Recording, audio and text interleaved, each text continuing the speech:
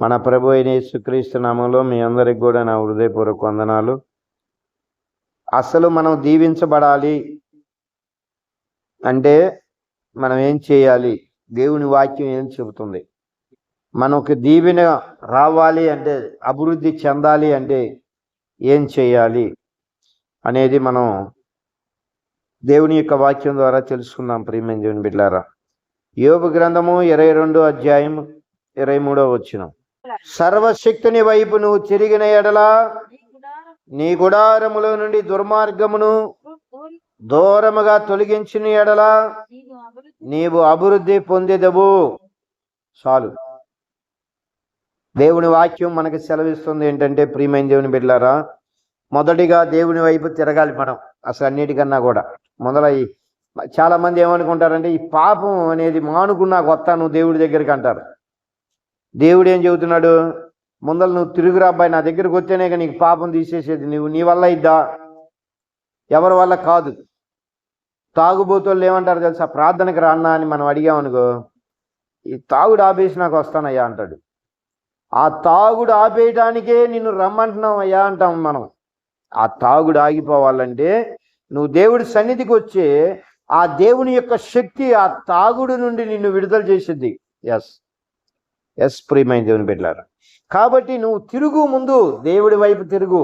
అది తాగుబోతనం అవ్వచ్చు, వ్యభిచారం అవ్వచ్చు, ఏదైనా అవ్వచ్చు.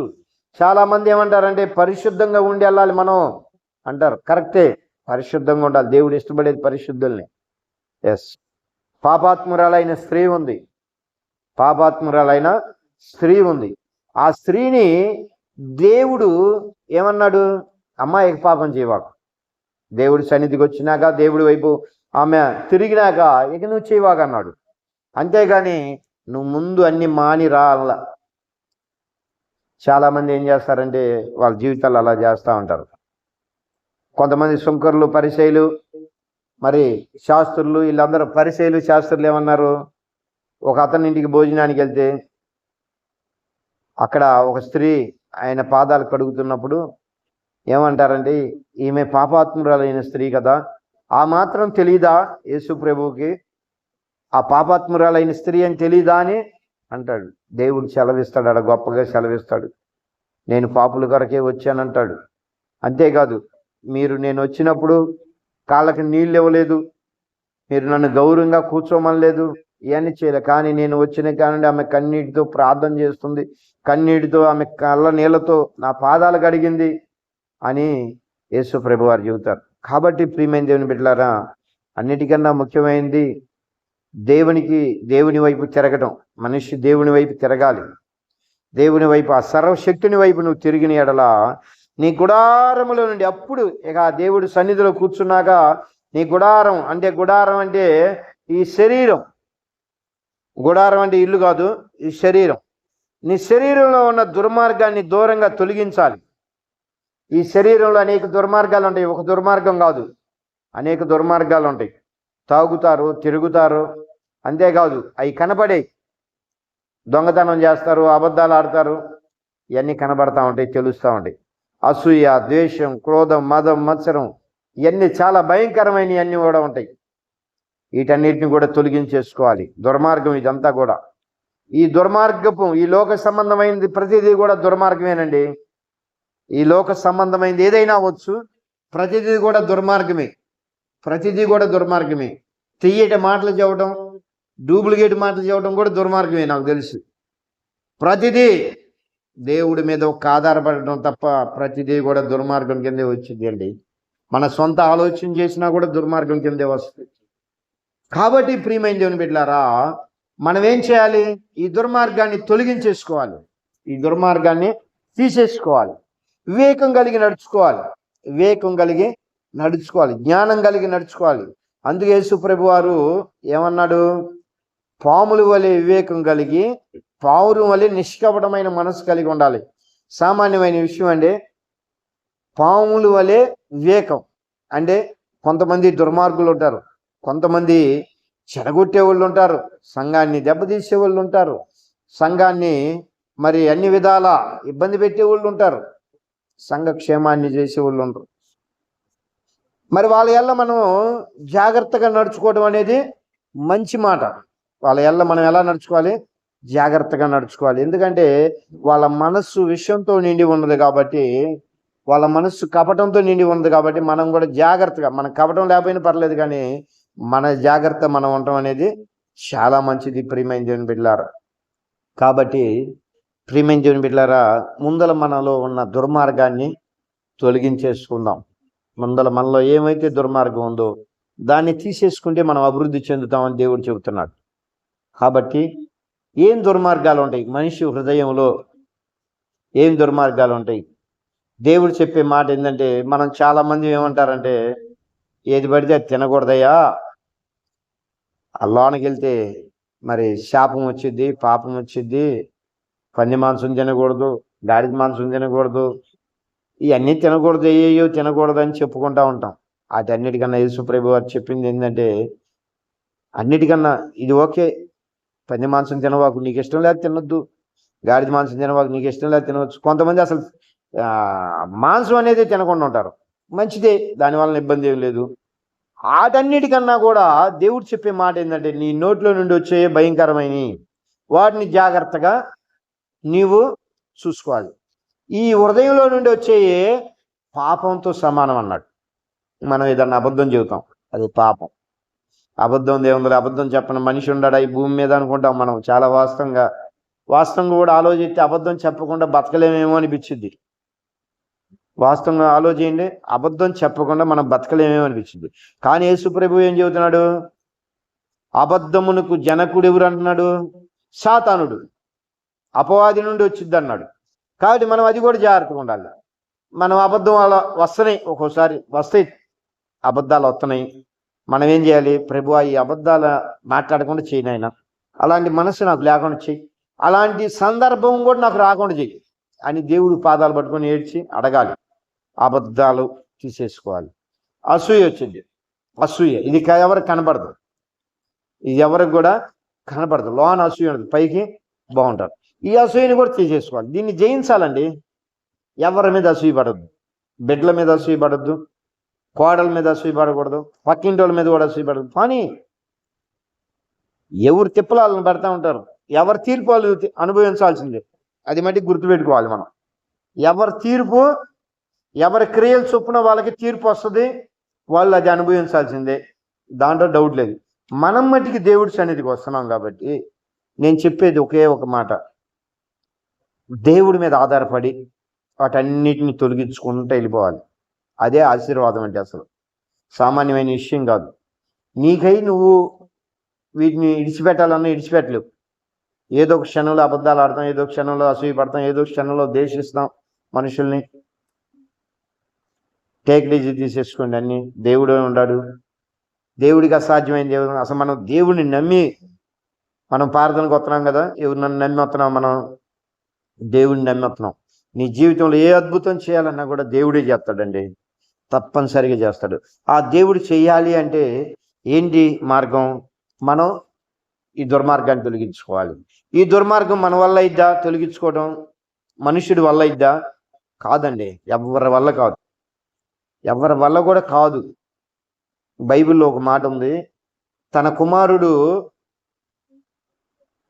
మంటల్లో పడిపోతూ ఉంటాడు, మోగదెయ్యం బట్టి మంటల్లో పడతాడు, నేలల్లో దూకుతాడు, ఎక్కడ పడితే అక్కడ చేస్తూ ఉంటాడు. యేసు ప్రభు వారి దగ్గరికి తీసుకొచ్చాడు. తీసుకొచ్చినప్పుడు ఆ కుమారుడు తండ్రి, అయ్యా ఆ కుమారుడిని బతికించయ్యా, వాడు ఆడబడితే ఆడ పడుతున్నాడు, ఆడబడితే ఆడుంటున్నాడు, ఎప్పుడు చచ్చిపోతాడు అని బాధపడుతున్నాడు. ఎంతైనా కుమారుడు కాబట్టి, కొడుకు కాబట్టి భయమేగా, చాలా బాధ, హింసపడ్డాడు ఆ తండ్రి పాపం. యేసుప్రభు దగ్గరికి వెళ్ళి ఆ మాట అన్నప్పుడు యేసుప్రభు వారు అన్నాడు, నమ్ముట నీ వలన అయితే నమ్మువానికి సమస్తం కూడా సాధ్యం. అసలు నమ్మాలి. ఈ నమ్మకం లేకుండా వచ్చాడు. తగ్గదు చూద్దాం, అసలు అయినా ప్రయత్నం చేద్దాం, ఆ మాత్రం అన్న వచ్చాడు. ఈడి బాధ తట్టుకోలేక వచ్చి ఉంటాడు అనుకుంటా. అయితే అక్కడ యేసుప్రభు వారు ఆయనతో ఏం చెప్పాడో తెలుసా? నమ్ముట నీ వలన అయితే నమ్మువానికి సాధ్యం. నువ్వు నమ్మలేకపోతే నేను కూడా ఏం చేయలేను, దేవుడు కూడా ఏం చేయలేడు అన్నాడు. అయితే ఆ తండ్రి ఏమన్నాడు తెలుసా? ఇంకా గొప్ప మాట అన్నాడు, అయ్యా ఆ అపనమ్మకం అనేది నాలో లేకుండా చెయ్యి. ఎందుకంటే నేను మనిషిని, నా స్వభావమే దరిద్రపు స్వభావం. ఎందుకంటే అపనమ్మకం వచ్చేసిద్ది, సాతానుడు పెట్టేస్తాడు. అలాంటి స్వభావం నాలో లేకుండా చేసి నమ్మకం ఉంచయ్యా, నీ మీద నమ్మకం నాకు కలిగేటట్టు చేయి నాయన అని ఏడ్చాడు. పాపం ఏడ్చాడు. మనం కూడా ఆ పాఠాన్ని బట్టి మనం ఏం తెలుసుకోవాలో తెలుసా? తండ్రి, నా వల్లది కాదు, వాస్తవం ఇది, నేను అబద్ధాలు ఆడుతున్నా, తీసేయి, నేను అసూయ పడుతున్నా, తీసేయ అని ఏడవాలి. వాటి కోసం నిజంగా ఏడవాలండి, ఏముందలే అనుకోకూడదు. అది పరిపూర్ణతలోకి రావడం అంటే అప్పుడు దీవిస్తాడండి దేవుడు. మనం దీవెన అంటే ఏమనుకుంటామో తెలుసా? ఒక మంచి డాబా కట్టుకోవడం, మంచిగా బతకడం, పిల్లా పాపలతో హ్యాపీగా బతకడం, ఇదే దీవెన అనుకుంటాం. వాటన్నిటికన్నా మించిన దీవెన ఏంటో తెలుసా? ప్రభుతో మాట్లాడటం అండి. నువ్వు ప్రభుతో మాట్లాడగలుగుతావు, ప్రభుతో నడవగలుగుతావు, ప్రభుతో చెప్పగలుగుతావు. అసలు ఆ అద్భుతం, ఆశ్చర్యకార్యాలు నీ జీవితంలో జరగాలండి. జరగాలి అంటే వీటన్నిటిని తొలగించుకోవాలండి. వీటన్నిటిని, ఈ గుడారంలో ఉన్న దుర్మార్గములన్నిటిని కూడా తొలగించేసుకొని నీవు అప్పుడు అభివృద్ధి పొందుతావు. ఎలా అభివృద్ధి పొందుతావు? మట్టిలో నీ బంగారమును, ఏటి రాళ్ళలో ఓపీరు సువర్ణమును పారవేయి. ఏమంటున్నాడు? ఈ లోకంలో ఉన్న బంగారాన్ని, ఈ లోకంలో ఉన్న వెండిని, ఈ లోకంలో ఉన్న సువర్ణాన్ని పడేయి అంటున్నాడు. ఎవడు పడేస్తాడు చెప్పండి? ఎవడు పడేయలేడు. ఈ లోకంలో ఉన్న బంగారాన్ని, డబ్బుని పడేస్తామా? పడేయటం అంటే ఆడ అర్థం ఏంటో తెలుసా? దాని మీద మనసు లేకుండా ఉండాలి, వదిలేశారు. వాటి కోసం మనం ప్రయాసపడొద్దు. ఈ బంగారం కోసం, ఈ ఎండి కోసం, వీటి కోసం, ఈ డబ్బు కోసం వద్దు. నాకు నువ్వే కావాలి నాయనా అనే స్టేజీకి మనం వెళ్ళాలి. అప్పుడు సర్వశక్తుడు నీకు అపరంజిగాను, ప్రశస్తమైన వెండిగాను ఉంటాడు. ఈ సేవకులందరూ బతుకుతున్నారంటే ఈ లోకాన్ని పెంటతో సమానంగా చూడబట్టి వాళ్ళకి ఎండి బంగారాలు అవసరం లేదన్నాడు. ఎస్, చాలామంది సేవకులు వెండి బంగారాల మీద ఆశపడకుండా, డబ్బు మీద ఆశపడకుండా ఎందుకు వెళ్తున్నారు తెలుసా? యేసయ్యే వాళ్ళకి బంగారం, యేసయ్యే వాళ్ళకి వెండి, కాబట్టి వాళ్ళు బతుకుతున్నారు. ఆయన చూసుకొని బతుకుతున్నారు కానీ, ఆయన చూసుకొని బతుకుతున్నారు కానీ ఈ డబ్బు, ఈ బంగారం, ఈ వెండిని చూసుకొని బతకట్లాలు. కానీ చాలామంది జీవితాల్లో మీరు గుర్తుపెట్టుకోండి, యేసయ్య ఉండా కూడా గౌరవించరు. ఎవరుంటే గౌరవిస్తారు? డబ్బు ఉంటే గౌరవిస్తారు, ధనం ఉంటే గౌరవిస్తారు, వెండి బంగారాలు ఉంటే గౌరవిస్తారు. ఇవాళ ఎవరినైనా గౌరవించాలంటే మంచి కారులో వచ్చాడు అనుకోండి, సేవకుడే అనుకోండి, కారులో వచ్చిన సేవకుడిని చాలా గొప్పగా గౌరవిస్తారు. కానీ నీ కోసం కన్నీరు కార్చే సేవకుడిని, భేదస్థితిలో ఉన్న ఆ సేవకుడిని నువ్వు పట్టించుకోలేవు. ఏనాడు ప్రార్థన చేయని సేవకుడు కారులో వచ్చాడు అనుకోండి, ఆయనకి ఎంతో బహుమానాలు ఇస్తావు. చూడండి, అది ఎక్కడ ఘనత వస్తుంది? వాళ్ళు తప్పుడు వాళ్ళైనా, వాళ్ళు ఫారిన్ డబ్బు కోసం వెళ్ళినా, వాళ్ళు ఇదైనా వాళ్ళకి అనవసరం. కారులో వచ్చాడు సేవకుడు, కానీ నీ కోసం కన్నీరు కారుస్తున్నాడే, నీ కుటుంబం కోసం, నీ బిడ్డల కోసం, నీ మనవల కోసం, మనవరాల కోసం కన్నీరు కారుస్తూ ఉన్న సేవకుడిని ఎవరు గౌరవించలేరండి. ఎస్, లోకం అలా ఉంది. కానీ దేవుడు వాళ్ళని విడిచిపెట్టడు. దేవుడు వాళ్ళని విడిచిపెట్టడండి, ఎప్పుడు కూడా విడిచిపెట్టడు. కాబట్టి వీళ్ళకేంటి? వీళ్ళకి యేసయ్యే బంగారం, ఆయన ఉంటే చాలు. ఆయన అద్భుతాలు చేయగలుగుతాడు, ఆశ్చర్య కార్యాలు చేయగలుగుతాడండి. కాబట్టి అప్పుడు నువ్వు ప్రార్థన చేస్తే నీ మనవ ఆలకిస్తాడు. ఎప్పుడు? యేసయ్యే బంగారం అనుకున్నప్పుడు నీ మనవ ఆలకిస్తాడు. నాకు బంగారం కావాలి, యేసయ్య కన్నా కూడా ముఖ్యం ఇది, లోకమే ముఖ్యం, డబ్బే ముఖ్యం అనుకున్నప్పుడు నువ్వు ప్రార్థన చేసినా ఆలకించడం. వాస్తవాలు మనం ప్రార్థన చేసినా ఆలకించట్లేదంటే యేసయ్యని నువ్వు ఇష్టపడతలా. యేసయ్య అంటే లెక్కలేటలా. డబ్బే కావాలి, బంగారమే కావాలి, వెండే కావాలి, లోకమే కావాలి, లోకంలో ఉన్నాయే కావాలి అనుకున్న వాళ్ళతో దేవుడు మాట్లాడండి. వాటన్నిటికన్నా నాకు యేసయ్యే బంగారం లాగుంటాడు అని ఎప్పుడైతే నువ్వు అనుకుంటావో అప్పుడు నీ ప్రాణం తరుక్కుపోతూ ఉంటుంది. నువ్వు మందిరానికి రాకపోతే, ఎప్పుడైనా ఏదన్నా సందర్భం ఉండి కొంచెం లేట్ అయితే గుండెలు పగులుతూ ఉంటాయి. ప్రభు సన్నిధికి వెళ్ళలేకపోయానే, అక్కడికి వెళ్ళాలి, దేవుడి సన్నిధికి వెళ్ళాలి, కూర్చొని ప్రార్థన చేసుకోవాలి అని అనుకుంటావే. అది భక్తి ప్రియమైన బిడ్డలారు, అలా ఉండవాళ్ళు దేవుని ఆత్మ నడిపించబడుతుంది అనుకోవాలి. అంతేకాదు, మరియు నీవు దేనినైనా యోచన చేయగా అది నీకు స్థిరపరచబడింది. మనకి ఏదన్నా ఆలోచన స్థిరపరిచిద్దంట, దేవుడే స్థిరపరుస్తాడు. ఎస్, దేవుడే బంగారం అనుకున్నప్పుడు ఆయనే అన్ని స్థిరపరుస్తాడు. ప్రభువా మందిరాన్ని అయ్యా, స్థలం ఇయ్యా అని ప్రార్థన చేశాం, స్థలం ఇచ్చాడు. చెట్ల నిండా కూర్చొని ప్రభువా మందిరం కట్టయ్యా, కృప చూపించయ్యా అన్నప్పుడు మందిరం కట్టించాడు. ఈ దినాన ప్రభువా ఆత్మల్ని నడిపించయ్యా అని ప్రార్థన చేస్తున్నాం. దేవుడు నలుదిశల నుండి ఆత్మల్ని నడిపిస్తాడు. హల్లెలూయా. ఇది తప్పకుండా జరిగేది తీరుద్ది ప్రియమైన బిడ్డలారా. నువ్వు యోచన చెయ్యగా, నువ్వు దేవుడే బంగారం అనుకుంటున్నావు కదా, అప్పుడు దేవుడు విడిచిపెడతాడా? విడిచిపెట్టడు. నలు దిశల నుండి ఆత్మల్ని నడిపిస్తాడు, కార్యాలు జరిగిస్తాడండి. తప్పనిసరిగా దేవుడు కృప చూపిస్తాడు. కాబట్టి మన గుడారంలో నుండి దుర్మార్గాన్ని తీసేసుకుంటే మనకి అన్నీ కూడా దీవెనికరంగా ఉంటాయి. మనకన్నీ కూడా దీవెనికరంగా ఉంటాయి. తీసేసుకోవాలి, ఒక్కోటి తీసేసుకోవాలి. ప్రేమ తప్ప మనకి ఏమి కూడా ఉండకూడదని దేవుడు బైబిల్ సెలవిస్తున్నాడు. అయితే అందరితో మనం సమాధానంగా ఉండగలుగుతామా? బైబిల్లో ఒక మాట ఉంది, అవకాశం ఉండేవారికి అందరితో ఉండండి. కొంతమంది వాళ్ళ ఇష్టానుసారంగా జీవించే వాళ్ళు ఉంటారు, లెక్కలేనితనంగా మాట్లాడే వాళ్ళు ఉంటారు. వాళ్ళతో మనం సమాధానంగా ఉండలేము, పానీయటమే, వాళ్ళ దవనాలను వదిలేయటమే. మనం ఏం చేయగలుగుతాం? సమాధానంగా అవకాశం ఉండే వరకు ఉందాం, అందరితో మంచిగా ఉందాం. ఆ మంచి వాళ్ళు గ్రహించలేక వాళ్ళు దూరంగా వెళ్ళిపోయారు అనుకోండి, పానీయటమే. ఎవరిని కూడా మనం ఇబ్బంది పెట్టకూడదు, వదిలేసేయాలి. పరిశుద్ధంగా ఉండాలి, అన్నిటికన్నా కూడా పరిశుద్ధంగా ఉండాలి ప్రియమైన బిడ్డలారా. కాబట్టి మన హృదయంలో ఏది కూడా లేకుండా చక్కగా దేవుణ్ణే ఈ హృదయంలో ఉంచుకొని ఆ దేవుడి కోసం నువ్వు లోబడి కన్నీరు కార్చి ప్రార్థన చేసి నీ కుటుంబం కోసం, నీ భర్త కోసం, నీ బిడ్డల కోసం, నీ పశువుల కోసం, పశు సంతతి కోసం, దీవెనకరంగా గృహం కోసం దీవెనకరంగా చేయగలుగుతాడు దేవుడు. నీ ప్రార్థన నీ కుటుంబాన్ని రక్షించి, నీ ప్రార్థన నీ బిడ్డల్ని రక్షించింది, నీ ప్రార్థన నీ పశువుల సంతతిని దీవించింది. నీ ప్రార్థన నువ్వు అనుకోవచ్చు, అయ్యా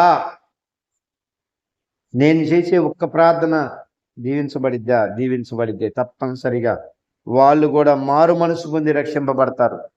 నీ ఒక్క ప్రార్థన ఒక దేశాన్ని కదిలిచ్చింది. ఒక ప్రార్థన 127 సంస్థానాలను కదిలిచ్చింది. మన బిడ్డల్ని కదిలించలేదా? మన భర్తను కదిలించలేదా? మన కుటుంబాన్ని కదిలించలేదా? ఒక గ్రామాన్ని కదిలించలేదా? కదిలిస్తాడు దేవుడు తప్పనిసరిగా. చాలామంది ఏమనుకుంటారంటే, ఒకరోజు ప్రార్థన చేసి 2 రోజులు ప్రార్థన చేసి మార్చలేదు లేనిది అనుకుంటాం. సంవత్సరాల తరబడి చేస్తూ ఉండాలి. ఆయన మార్చిందా చేయటమే. ఆపకూడదు. కన్నీరు కరుస్తా ప్రార్థన చేస్తూ ఉండాలి. అప్పుడు దేవుడు కార్యం చేస్తాడు. చాలామంది ఏం చేస్తారంటే, 1 గంట 2 గంటలు చేసి 4 రోజులు చేసి 10 రోజులు చేసి వీళ్ళు మారేది పెట్టేది, వీళ్ళ కర్మ ఇంతే. వాళ్ళ కర్మ అలా కాదు. వాళ్ళ కర్మను మార్చగలిగిన దేవుడు మన దేవుడు. మనం కూర్చోవాలి, మనం కర్మ చేయాలి, మనం క్రియ చేయాలి. మనం క్రియ ఇక్కడ చేస్తూ ఉంటే, ప్రార్థన చేస్తూ ఉంటే అక్కడ కార్యాలు జరుగుతూ ఉంటాయి. వాళ్ళ హృదయాలు మార్చబడతా ఉంటాయి. మార్చిందాగా ప్రార్థన చేస్తూ ఉండాలి. అప్పుడు దేవుడు గొప్ప కార్యాలు చేస్తాడు. కాబట్టి ప్రియమైన బిడ్డలారా, ఇక నుండి ఈ పరిచర్య దేవుడు కొన్ని అద్భుతాల ద్వారా ఈ పరిచర్యను కట్టబోతున్నాడు. దేవుడు కొన్ని అద్భుతాలు చేయబోతున్నాడు. నలుదిశల నుండి ఆత్మలను రక్షించబోతున్నాడు దేవుడు. ఎందుకంటే ఇప్పుడు ఇక మనం పరిపూర్ణంగా ఆయన మీద ఆధారపడుతున్నాం. ఇంకా ఎవరితో ఏమీ కూడా మాట్లాడేది లేదు. ఇక దేవుడి మీద ఆధారపడతాం. ఆ దేవుడు ఏం చెప్తే అది చేయటం, ఇక అంతే. ఎందుకంటే దేవుడు కొన్ని మాటలు కొంతమంది ద్వారా మనకు తెలిపినప్పుడు మనం ఆ మాటలకి లోబడి దేవుడే చెప్పెత్తన్నాడు ఈ మాట అని మనం ఆ మాటను స్వీకరించి మనం ముందుకు వెళ్ళబోతున్నాం. దేవుడు గొప్ప కార్యాలు చేయబోతున్నాడు. నూతన ఆత్మలను కూడా దేవుడు తీసుకురాబోతున్నాడు.